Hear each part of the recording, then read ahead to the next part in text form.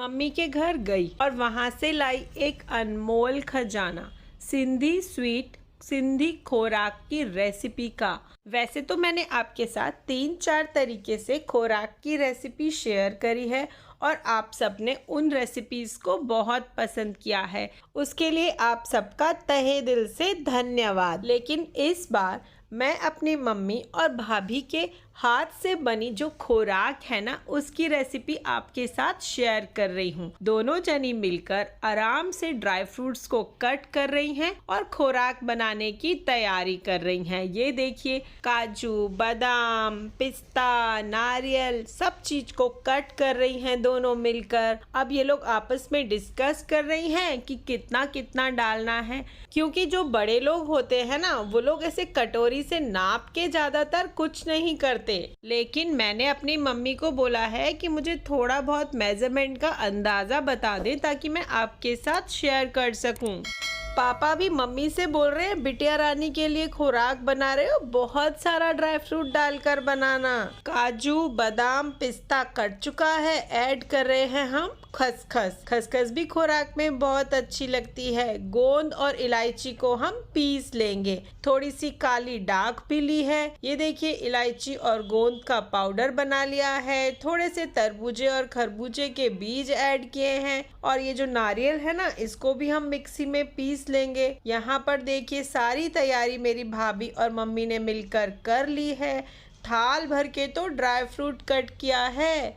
अब ये जो घी है ना, ये देखिए कितना अच्छा कलर है।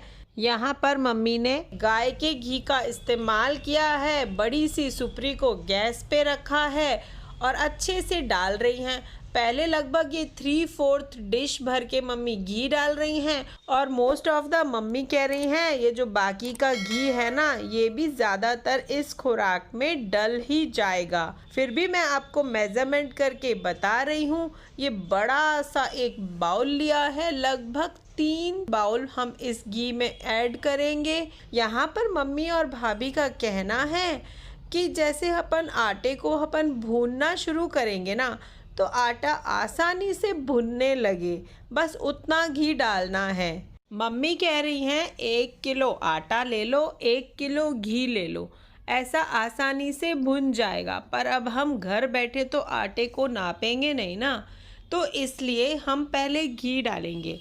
उस घी के हिसाब से जितना आटा आसानी से उसमें भुन जाए, हम उस हिसाब से डालेंगे। अब मैं एक बड़े बर्तन में चीनी डाल रही हूँ। मैंने लगभग 1.5 बाउल जो आटा नापा था ना, उस बाउल से लगभग 1.5 बाउल मैंने चीनी डाली है और भाभी उसमें दूध मिला रही हैं। उनको अच्छे से पता है कि किस मेजरमेंट से दूध मिलाना है। उनको थोड़ा सा कम लग रहा है, मतलब दूध के अंदर चीनी भीगी हुई होनी चाहिए, बहुत ज़्यादा ऊपर चीनी नहीं होनी चाहिए। उसी हिसाब से हमें दूध डालना है। यहाँ आटा मैं घुमा रही हूँ अच्छी तरीके से। ये अभी थोड़ा टाइट लग रहा है, जब थोड़ा थोड़ा गर्म हो जाएगा ना, उसके बाद ये आराम से भुनने लगेगा। और अगर नहीं भुन रहा है, तब हम इस स्टेज पे थोड़ा सा और घी ऐड कर सकते हैं। इसका अच्छे से थोड़ा सा ही कलर आएगा ना, उसके बाद भाभी बोल रही हैं हम इसमें सूजी डालेंगे, लगभग आधा कप। गैस की फ्लेम को इस समय पर हाई रखा है ताकि अच्छे से आटा गर्म हो जाए। ये भाभी ने डाला इसमें सूजी, लगभग आधा कप। सब कुछ बिना मेजरमेंट के हो रहा है, बट हम अंदाजे से आपको मेजरमेंट बता रहे हैं। आपकी खुराक कभी ख़राब नहीं होगी। माँ के हाथ की खुराक है तो बहुत अच्छी बनेगी। सूजी को भी अच्छी तरीके से हम आटे के साथ भूनना स्टार्ट कर देंगे। इस स्टेज पे हाथों की अच्छी खासी एक्सरसाइज होगी। थोड़ी देर मैं भूनूंगी, थोड़ी देर भाभी भी भूनेंगी। मेरी जो भाभी है ना, उनको खुराक बनाने की बहुत प्रैक्टिस है। बहुत तेज़ तेज़ हाथों से ऐसे भूनती जाएंगी। ये देखिए, उनको पता है अभी तो सोनिया भून रही है, तब तक वो देखिए चीनी को भी अच्छे से दूध में मिक्स कर रही हैं। पहली बार वीडियो बना रही हूँ मैं उनका, तो उनको हंसी आ रही है। वो मना कर रही हैं कि क्या कर रही है। मैंने कहा कुछ नहीं है। ड्राई फ्रूट का जो थाल कट करके रखा था, नारियल खसखस समेत, मम्मी उसको मिक्स कर रही हैं। ये जो ड्राई फ्रूट्स भी है ना, ये भी मैंने जब तक नाप लिया है, ये लगभग 2 बाउल है, बड़े वाले, वही वाला बाउल जिसमें से हमने आटा और चीनी नापा था। ये देखिए आटा हमारा भुन रहा है अच्छे तरीके से।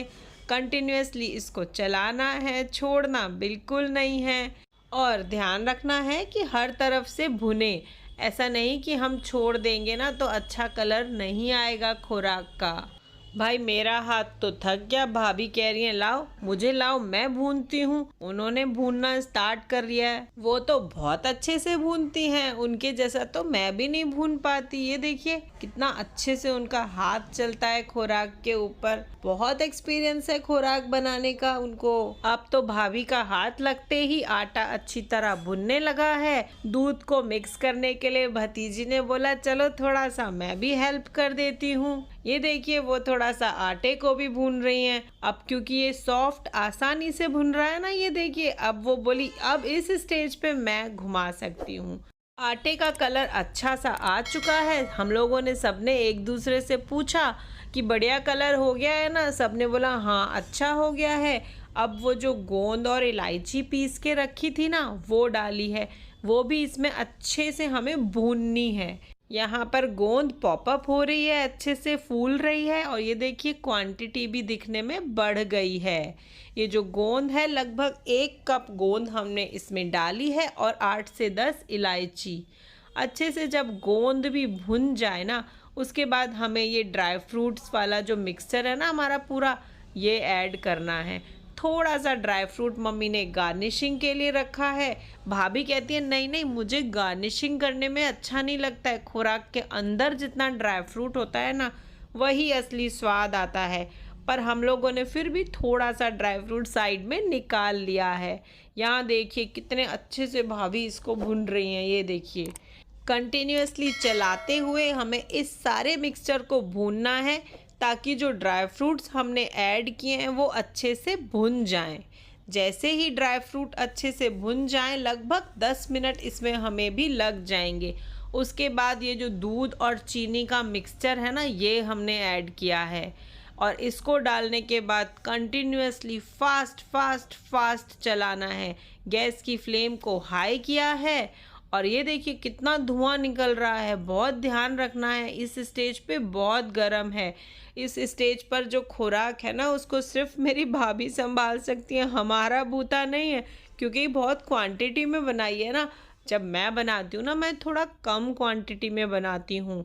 उस समय में जो कम क्वांटिटी होती है उसको तो मैं अच्छे से भून लेती हूँ। यहाँ पर हम 4 जने मिलकर बना रहे हैं तो आराम से ज़्यादा क्वांटिटी बन जाएगी, इसलिए हमने आज थोड़ी ज़्यादा क्वांटिटी बनाई है। मैंने दोनों थाल लिए हैं अच्छे से। ये देखिए भाभी ने चीनी मिली हुई खुराक को भी भून लिया है और अब वो बोल रही है जल्दी से थाल लाओ फटाफट, तो मैं इनको थाल में डालूंगी। आराम से बीच बीच में घुमाती भी जा रही हैं ताकि नीचे वाली खुराक का कलर खराब नहीं हो जाए, मतलब डार्क नहीं हो जाए। देखिए खुराक का कलर कितना अच्छा आया है। और कई बार क्या होता है, हम जब ज़्यादा भून लेते हैं ना चीनी डालने के बाद तो घी बाहर निकल आता है।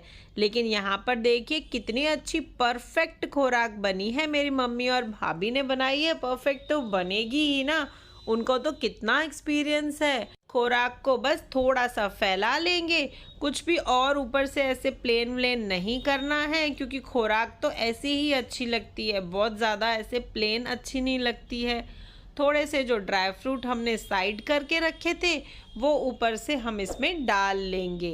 तो दोस्तों अगर आपको भी चाहिए ये ऑथेंटिक सिंधी खुराक की रेसिपी तो वीडियो देखिए और घर में बनाइए, आपकी खुराक भी बहुत ही स्वादिष्ट बनेगी। और हाँ, वीडियो को लाइक करें, शेयर करें। यूट्यूब पर हैं तो चैनल को सब्सक्राइब करें, फेसबुक पर हैं तो मेरे पेज को फॉलो करें ताकि आप मेरी न्यू रेसिपीज से जुड़ सकें।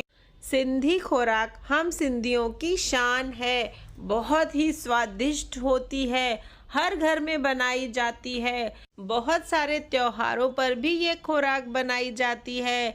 बेटियां जब मायके रहने आती हैं ना तब भी उनको खिलाई जाती है, उनको ससुराल वालों के लिए भी बनाकर दी जाती है। इसमें बहुत सारे सूखे मेवे, गोंद वगैरह डलती है ना, इसलिए ये ताकत के लिए प्रेग्नेंट वुमेन को भी खिलाई जाती है। और जब बच्चा पैदा होता है ना, उसके बाद भी माँ को ताकत के लिए खिलाई जाती है। अगर आपको ये रेसिपी पसंद आई हो तो प्लीज़ मुझे कमेंट करके ज़रूर बताएं और एक बार इस तरीके से ज़रूर ट्राई करें। वैसे तो मैंने सारे इंग्रेडिएंट आपको बता दिए हैं, फिर भी आपको कंफ्यूजन है तो प्लीज़ क्वेश्चन करके ज़रूर पूछ लें कमेंट में। मैं डिस्क्रिप्शन बॉक्स में इसकी फुल रेसिपी भी डाल दूंगी। अरे वाह, यम्मी!